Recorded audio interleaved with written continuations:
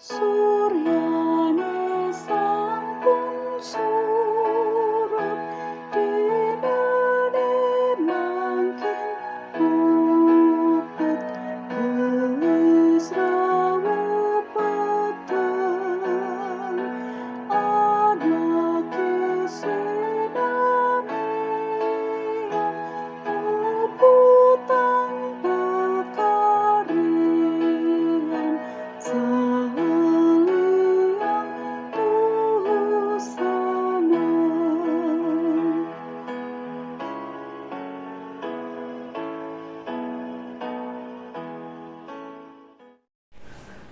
Shalom jemaat Tuhan, kembali lagi kita dalam ibadah tutup hari.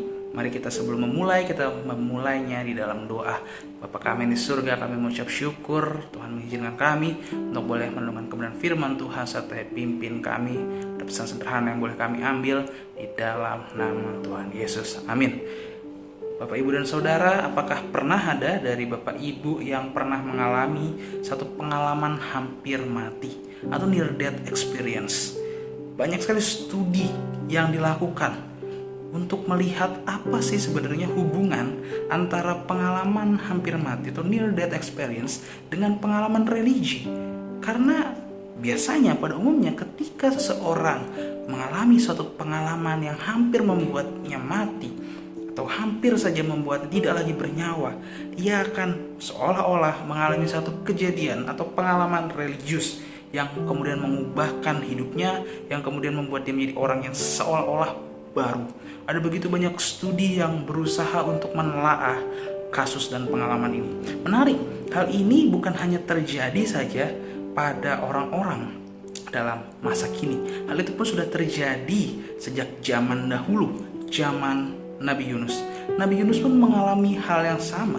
Dikatakan bahwa di dasar gunung-gunung aku tenggelam, ke dasar bumi pintunya terpalang di belakangku untuk selama-lamanya. Ketika itulah engkau naikkan nyawaku dari dalam liang kubur, ya Tuhan Allahku. Menarik ketika kita melihat ayat ini. Ayat ini adalah satu doa Yunus, Nabi Yunus, ketika ia berada dalam mulut ikan, ketika ia sedang berada dalam pengalaman hampir mati. Diberitakan oleh firman Tuhan bahwa Yunus dimakan oleh ikan besar yang tidak dijelaskan apa sebenarnya ikan besar tersebut. Tetapi ketika banyak orang mengatakan, tampaknya itu adalah sesuatu hal mustahil.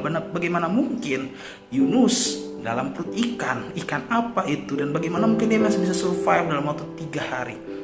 Memang tidak dijelaskan secara spesifik, dan karena memang bukan itu tujuannya Alkitab ditulis.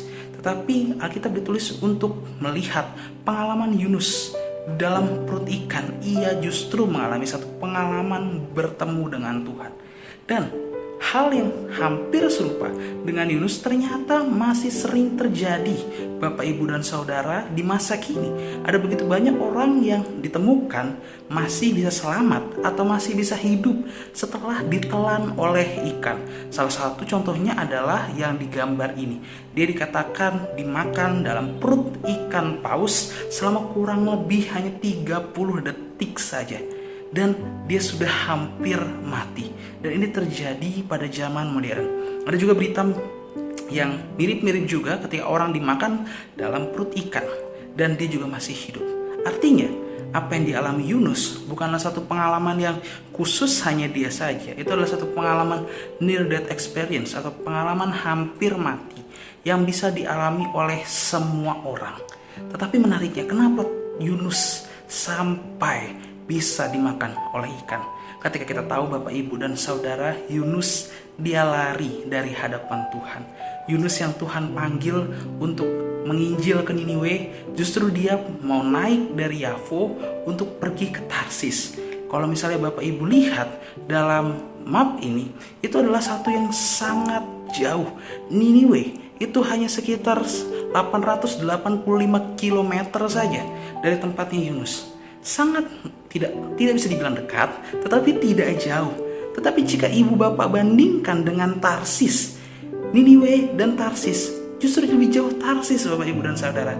Yunus harus pergi ke Niniwe yang hanya 800 km. Dia enggan.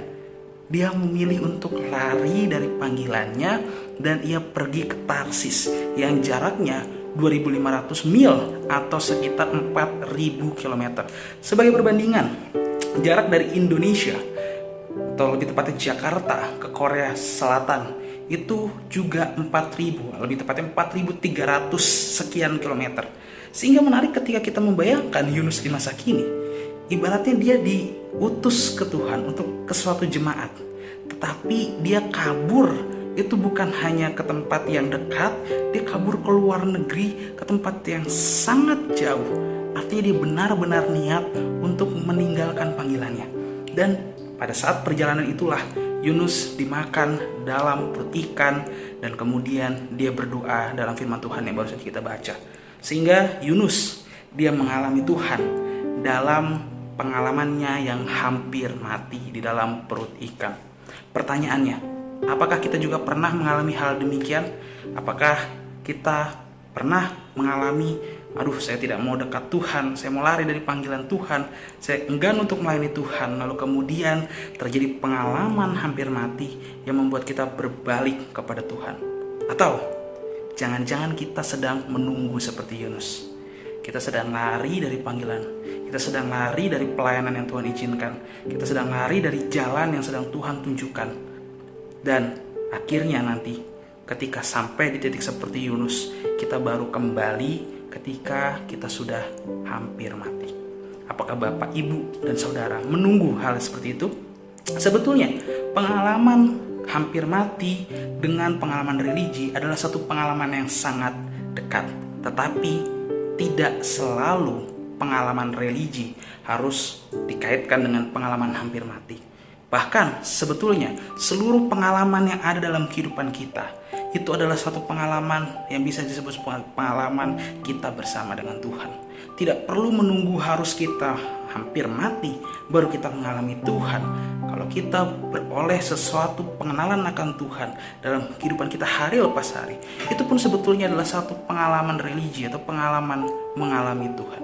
Firman Tuhan mengatakan dalam 2 Timotius 2:19, tetapi dasar yang diletakkan Allah itu teguh, dan materainya ialah Tuhan mengenal siapa kepunyaannya. Di sini kita bisa melihat bahwa dasar yang diletakkan Tuhan itu adalah teguh, di mana Ia mengenal siapa kepunyaannya. Jadi mau kita lari sejauh apapun seperti Yunus, mau kita betul-betul aku tidak mau Tuhan, aku lebih memilih ini rencanaku, aku lebih memilih untuk hidup seturut apa yang aku kehendaki, bukan kehendakmu. Tetapi ketika Tuhan memanggil saudara, ketika Tuhan memanggil Anda, dan Tuhan mau untuk memakai Anda, sejauh apapun saudara lari, maka Tuhan akan tetap memanggil. Tetapi apakah kita harus menunggu meresponi panggilan Tuhan pada saat-saat terakhir ketika kita mau mati? Atau kita bisa dalam hidup ini ketika masih sehat, ketika tidak ada hal-hal yang tampaknya buruk, kita mau mengatakan, ini aku Tuhan, utuslah aku. Mari bersama kita berdoa. Tuhan Allah, kami mengucap syukur untuk firman Tuhan yang boleh kami dengar. Berkati sertai kami Tuhan, untuk kami boleh meresponi panggilan Tuhan dalam kehidupan kami. Berkati Tuhan supaya kami tidak lari. Berkati Tuhan karena kami yakin dan percaya bahwa Engkau mengenal kami, dan kami mau Tuhan meresponi panggilan-Mu. Dalam nama Tuhan Yesus Kristus kami sudah berdoa. Haleluya, amin.